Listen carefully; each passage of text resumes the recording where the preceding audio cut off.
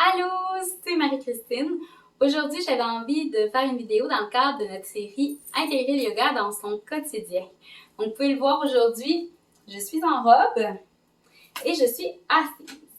J'avais envie de vous parler de faire du yoga dans un milieu qui est parfois un peu plus restreint. Par exemple, lorsque nous sommes au travail ou encore à la maison lorsque nous avons des distractions.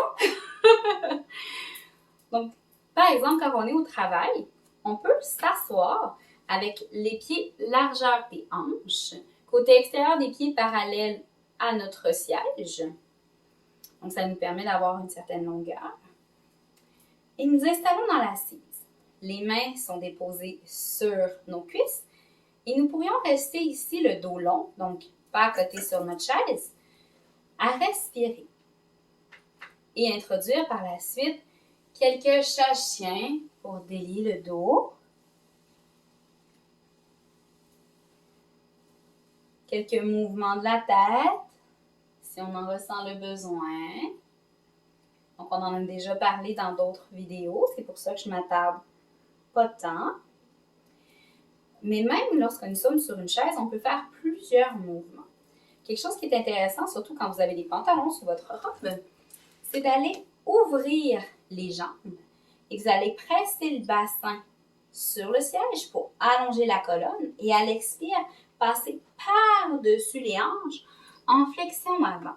Donc, les mains peuvent être soit vers le sol, soit derrière les chevilles et on garde nos pieds actifs. On presse à l'inspire les pieds et le bassin pour remonter.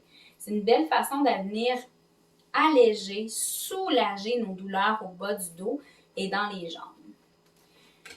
Nous avions parlé précédemment lorsqu'on avait parlé de la voiture, de déposer le pied sur la cuisse pour ouvrir en angle, c'est cette posture-ci. Donc, on peut même la faire de façon discrète en continuant de travailler au bureau. Simplement se rappeler de faire les deux côtés. Travailler avec la chaise, c'est aussi une belle option pour venir faire des torsions. Donc, d'un côté et de l'autre. Et on peut même saisir notre chaise et demeurer plusieurs respirations dans la pause.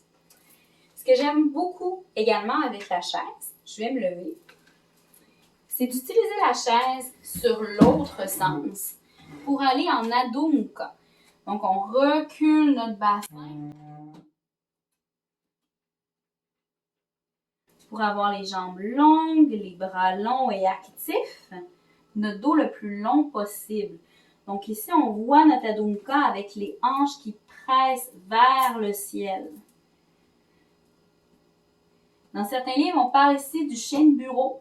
C'est une très belle analogie. Et on peut amener les mains sur la chaise et aller en planche, en longueur, descendre le bassin vers la chaise. Donc, on est dans du actif présentement.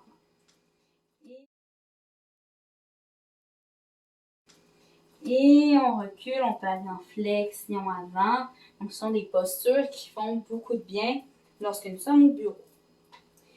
Quelque chose qui est intéressant également, ça va être de jouer au niveau de l'équilibre pour la chaise. Donc, on peut garder nos mains sur la chaise ou sur le bureau et travailler pour aller sur le bout des orteils, le bout des talons pour étirer les mollets.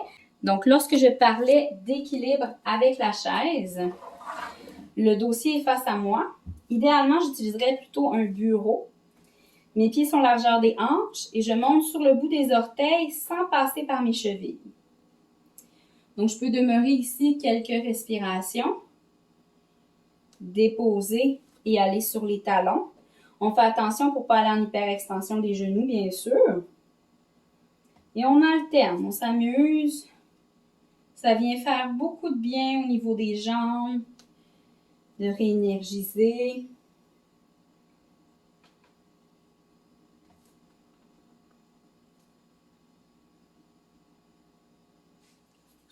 Je vous remercie d'avoir été avec moi et je vous invite à écrire en commentaire quels sont vos trucs pour intégrer du yoga au travail.